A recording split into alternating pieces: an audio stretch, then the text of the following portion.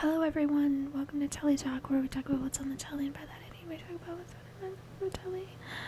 Are you whispering? I'm Soul, and I'm whispering, because I think I'm having an allergic reaction to something, and my throat is closing up. What? And who are you? And I'm here and we're doing an NPR episode of Speed Racer, and I'm here by myself. I'm Tyler. Just kidding, we have a guest. Who are you? I'm Tyler. I'm ex-racer. You're an ex-racer? What did you race for? Your mom.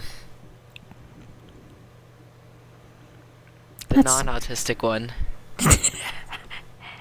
I want to say about Speed Racer, I had to pirate it because it wasn't on any streaming service, and it kept like pausing, like it kept just like loading, and sometimes it would like pause on a certain like scene, but the audio would keep going, so like I would miss like visuals, and then I had to go to my fraternity meeting halfway through, and that was 2 hours long, and then I had to go finish it. So watching it was a mess. I wish I watched it because watching it sober didn't make any sense.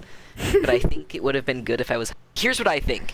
I think it's something kind of like Shark Boy and Lava Girl, where I would have liked it nostalgically as an adult and thought it was better than it was if I had liked it as a kid. But because I didn't see it as a kid, as an adult, I was like, wow, this was bad. But actually, then I got into the mindset. I got into the right mindset, and I was like, you know what? Actually, this is beautiful. This is amazing. I had to switch my mindset, and then I was like, this is incredible. This is art. Yeah. We're talking about Speed Racer. That was put out in 2008 or 2009. Directed by 2008. The Wachowski sisters. The credits said brothers, and I was like, psych! This movie is you told me this movie would be like the reason I transitioned, like the main character would be so boy gender, and you were right. Yes. That so boy, so gender, he appeared as an adult, and I was like, that's who I want to be. But then also, the fact that it was made by the Wachowskis just automatically means it's transgender. You feel me? Yeah. I forgot they directed this movie. I think my exact words were, he's so averagely boy, you're gonna love him. And it was true. Yeah. I had a little history about... What is it? Speed Racer. So Speed Racer was originally a show that came out it was originally a Japanese manga that was put out in Japan, obviously. Really? And way back in like the 60s. And then a cartoon came out about Speed Racer, and it transferred over to the US just like Pokemon did, kind of. And originally it was called Mach Go Go Go. Mach Go Go Go. Yeah. And it was a defining anime in the United States until the 1990s when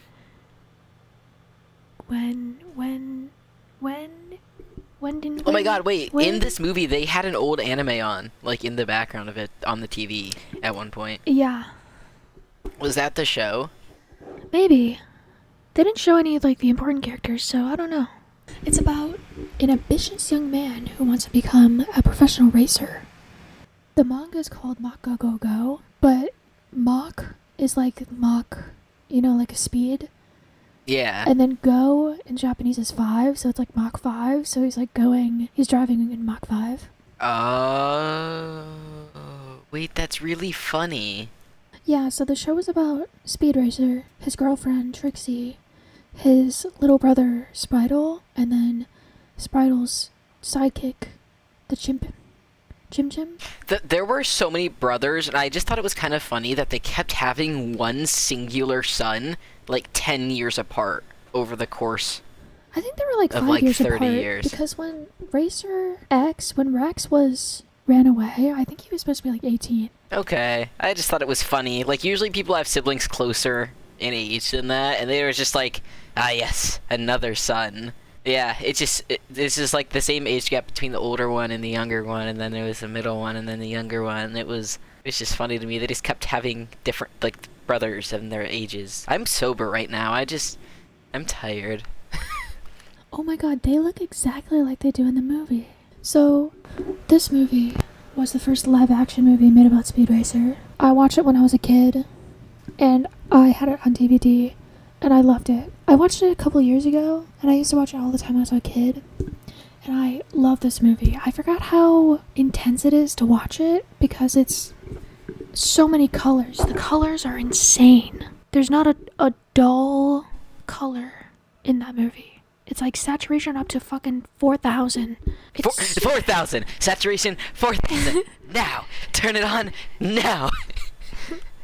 And it's like insane. I don't think there was a moment where I couldn't look away. There wasn't like a boring moment because like I was doing stuff while I was watching it, and I kept like messing up the thing I was doing because I was watching it and I literally could not look away. And it was so captivating and beautiful, and I loved all the characters. I had a fat crush on Trixie when I was a kid. Trixie was crazy. Like, I think it's wild that this guy met this girl when they were like 9, and just for the rest of the movie she was just a part of the family. Like, he brought her home when they were 9. The dad's like, okay, you're my daughter-in-law now, and they're just like kind of just married the entire movie basically.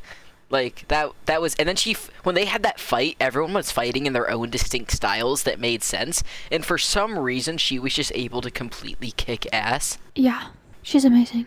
I think the only thing that shocked me about her was that she just like jumped into one of the races and was racing just as good as Speed. Also, Speed Racer's legal name is Speed Racer. I thought it was funny when people would refer to him at like by his full name because first I thought it was a nickname, and then I realized the family is the Racers and his first name is Speed, and that's all great. But a lot of times people would literally just call him Speed Racer, like as a full name, and I thought that was kind of silly. Okay, you know what? This movie was so crazy stylistically. Like it felt like Lazy Town, and then it felt like Spy Kids. Yes.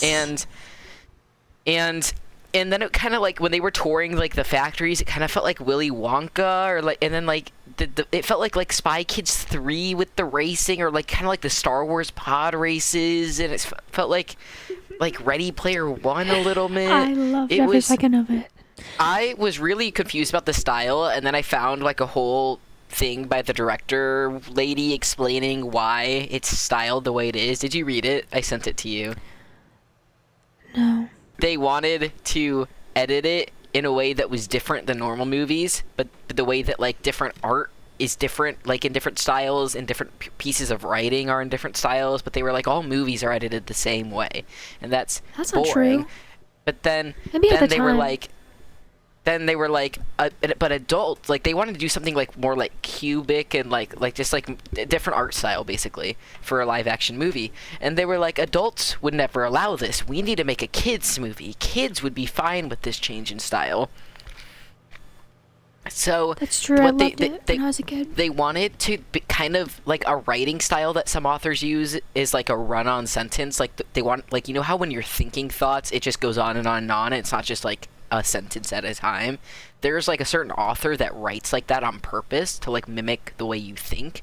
And the directors were like, we wanted it that's why the transitions in the movie were like that. They wanted like the visual to be like a run-on sentence instead of like a neat like capital letter period. Like they wanted like it to just like keep running on the way thoughts go, and that's why it was edited like with like fluidity. Like, and once I read that, I was obsessed with it. I was like, this is edited so beautifully, the transitions, it's beautiful. I just needed to understand the reasoning, and then I went from being like, this is a stupid kids movie, to being like, wow, this is art. That's super interesting. In my film history class, I watched a movie by, I think, Salvador Dali. Like, Salvador Dali made a movie, like a surrealist movie, and it was the craziest fucking thing I've ever seen in my life. He literally created a dream. Like, it would just be like one thing into another, and then you'd go through a door and you'd be on the beach. It was the hardest thing to follow, but it was the craziest thing I've ever seen, and the best thing that has ever been made in that time. That was like the closest thing you could ever do to visually produce a dream for other people to watch in like 1910. And that's insane. It was kind of funny to watch this movie because like the entire movie is just like people making faces in front of a green screen, and I thought that was kind of silly. Like, it was kind of like a modern-day Marvel movie. That's what modern-day Marvel movies are a little bit. People making faces in front of a green screen. Yeah. I think it would have been so funny if you acted in this movie and then you're like, oh my god, we're going to the premiere. Like, I'm so excited to see what this movie actually looks like and see what like this world looks like. And then you go and watch this movie, this masterpiece. I would be speechless the entire time. I'd be like, oh my god, this thing is fucking insane and I love it. This is the best thing I've ever watched.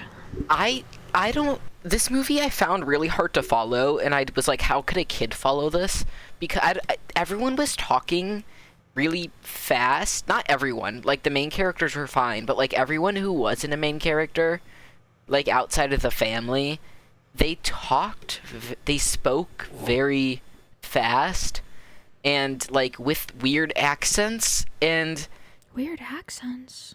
Everyone had a weird people were just randomly British, and I didn't know why. Like, why were...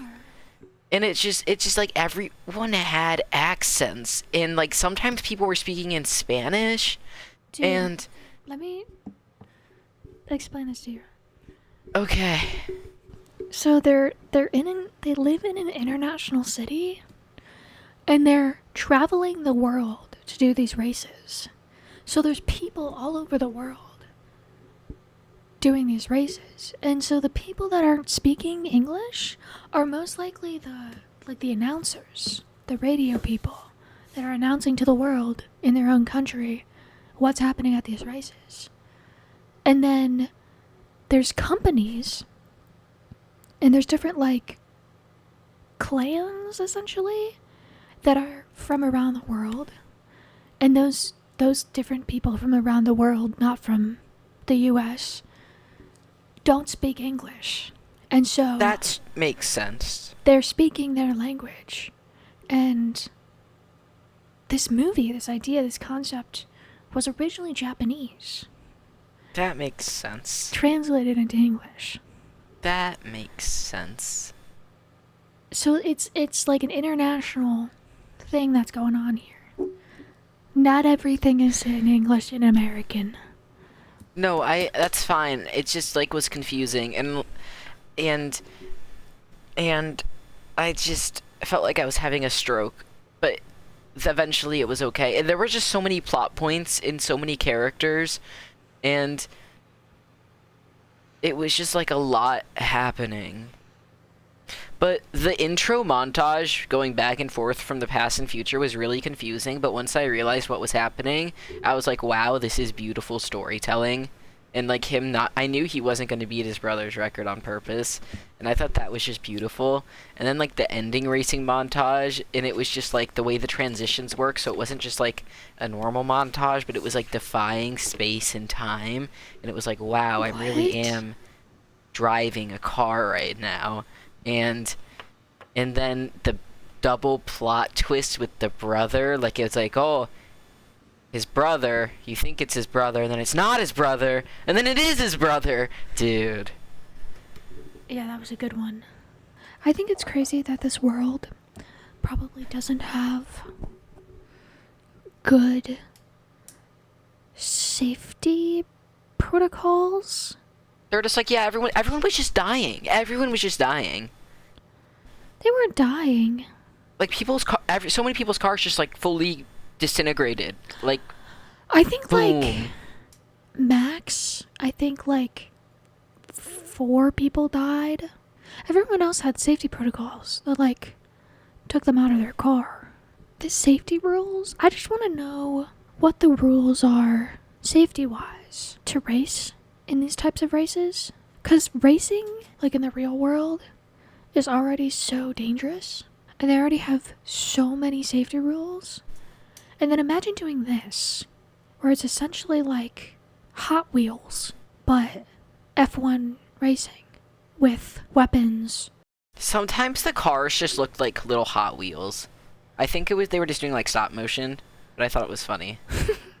I remember when this movie came out, I remember going to McDonald's and they I would get a Happy Meal, and there were the Speed Racer cars as like the toys, and my brother had the white one and I had a red one, and we would drive around, we would play with them. Dude, as soon as the white car appeared, I was like, holy shit, I know I've never seen this movie ever. Like, I'm 100% sure I've never seen this movie, but I know that car. I know that car. And you were like, yeah, it was a McDonald's toy, and I'm sure I had it. Like, I know that car.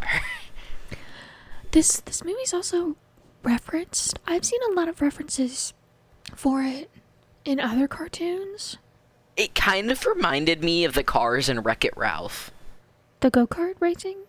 Yeah. I feel like there was one that looked like... I don't know. I haven't seen it. You've never seen Wreck-It Ralph? No, I have. I haven't seen it in years. Oh, Wreck-It Ralph is one of the best Disney movies. Yeah. It reminds me of... The girl with the glitches reminds me of having Tourette's. So she's like one of my favorite fictional characters. Because I just really relate to her. It's one of the only, like, girls where I'm like, yeah, that's so me. Didn't she get rid of them? What?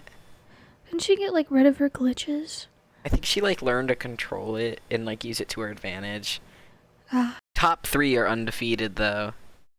What are your got top 3?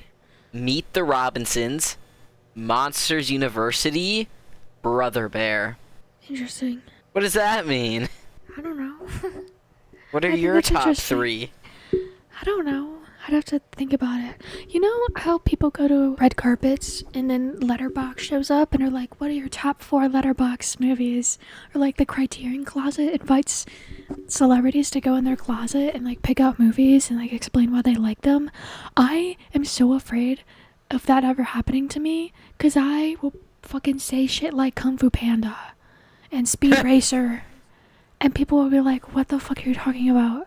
It's so true, though. You have to pull out classics that were made in, like, the fucking 60s or the 30s. Everyone does that, and it feels so pretentious, bro. I like Monsters University. Get over it. And I'm like, can I just say I cried at Kung Fu Panda? Like, can I say that?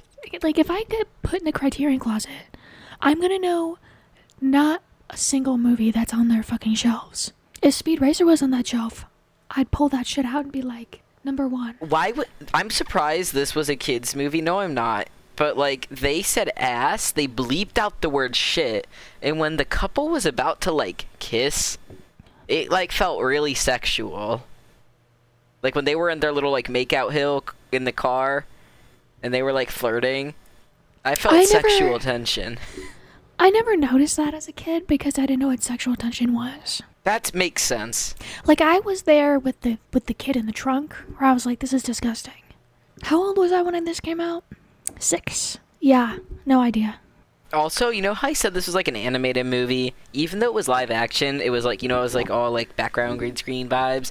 It was kind of like live action Cat in the Hat vibes, where it's like it still feels animated. All of the characters, except for the main boy, who is just a boy, but like all of the other characters were so distinct and animated that they felt like animated characters. Yeah, the acting was really weird because I loved it. It was such a weird style. Nobody was like ever... Everyone would like give space to let the actor say their entire line and then add space after that. So like there would just be like seconds of silence after people would say something, and I'd be like, wow, this doesn't feel real. Like this is... It's like everyone recorded their lines like separately and then they were screened in together to make that scene, you know? And I was like, this is interesting. That's what it felt like. The dad was Sully, and that made me happy. Yeah. It made the movie better. It made me more comfortable. Like, you know the theory of when you have dreams, your dreams specifically, like, are at the same time processing shit, but also are, like, trying to make you stay asleep so they make you comfortable? That's what this movie was. This movie made me comfortable by having the voice of Sully there to comfort me. I forgot he was in this movie, and then it took me 2 seconds to realize, like, the second he said something, I was like, oh my god, you're gonna I sent you a picture, and it feels like it describes what you were talking about. Okay, the Emoji Movie wouldn't be on the Criterion Closet. I actually learned recently that the Criterion Closet isn't just a closet full of like every movie to exist. It's like a specific list of movies that have made the Criterion list. Oh. So it's only a specific set of movies. Well, it looks so like the emoji movie's in there because he's holding it. No, that's definitely photoshopped. The emoji movie is definitely not. Can we Photoshop this after Telly talks and it's your face holding up the thumbnail of this episode? With Speed Racer. This movie was mostly silly dialogue, but then the mom whipped out that really fucking deep speech about how like watching her son race is like art. Oh, yeah, and it really got me, man. Yeah, I love that. I loved every character. I also loved every character. I was like, how am I going to pick a favorite? I actually liked all of the family characters. The monkey was just so funny to me. The little boy felt like Gibby. That's who he reminds me of. Gibby! That's who I thought he looked like. He looks like him and he has the vibes, just like slightly younger. What's the little brother? Gibby has a little brother, Guppy? Guppy. Yeah, he's Guppy. He was funny. The main boy was so boy in gender, and I love the older brother. He was cool as fuck. I loved the older brother. The dad was cool, and the mom was cool, and the girlfriend was badass. Yeah. You're forgetting one person. I thought... Who am I forgetting? The mechanic. Did you notice that he's Australian? Everyone had accents. You were like, what accents? Ugh. His little bit in the kitchen, like, what are you doing in the kitchen? I was like, he was like, the same thing as everyone else was doing in the kitchen. Why were they drinking victory milk at the end? Like, it's a kids' movie, so they can't have champagne, but it was just, they were just chugging victory milk. That's like a thing. What? For racing. I didn't know that. I thought it was always alcohol. No, it's like Ben milk. That's so funny. I feel like you would puke. I think champagne's for like Formula 1, but like racing, it's always been milk. Like, it's always been milk. Because like you've just been like cruising at 300 miles an hour doing flips and shit, and then you're just like, okay, go chug some milk. Yeah, milk, you puke. that's disgusting. It's like disgusting. I like milk, and I think I would puke. Yeah. Yep. I can't rate this movie. It's like it surpasses the rating system. 6 out of 5. First 6 out of 5. This is the first movie I'm gonna say it doesn't fit. Like our star system is wrong for this movie. What would you? How would you rate it? This movie exists on a different plane of existence. It's like I would rate this movie Octopus. What? Should we create a new scale for special movies? We need we need a new scale for. This is like we've been doing this for over a year. We've been doing this for like 2 years now, right? And this is the first movie where it doesn't fit on the star scale. It's not a number. This movie isn't numeral. This movie's like alphabet. Alphabet? Or like, can we give it a color? Can we give this movie a color? I feel like it would be all the colors. It is all the colors. How are we gonna rate this movie? A to Z, which letter would it be? M. Interesting. Why would you rate it M? It's just picture M, and then picture the car. They fit. I feel like not to tie this to the movie, but I do feel like it's given S. Speed Racer. Not for that, but like just like M for Mach. Speed. The S is like white and yellow. And that's what this movie's given me. I rate it S. You rate it M. I rate it M. Good Thank letters. you for coming. I didn't say my favorite character. I thought you said all of them. I don't remember what I said. Definitely had a crush, still have a crush on Trixie and that one Japanese driver, I forgot his name, but the one who drives the red car. Thank you for listening to us talk about a lot of things for a lot of minutes. I hope you go watch this movie. I don't recommend doing it sober, 100%. but if you do... Wait, If you way do we do did. it sober, then Watch- remember that it's supposed to be a different form of art, and that makes it better. Watch this movie when you're a kid, and if you're not a kid, Go back in time. Go back in time and watch this when you were a kid. If you don't have a time machine, don't do it sober, if you know what I mean. I'm confused right now. It's okay, sweetie. Don't call me that. Okay, sweetie. Don't- Goodbye. Don't call me that.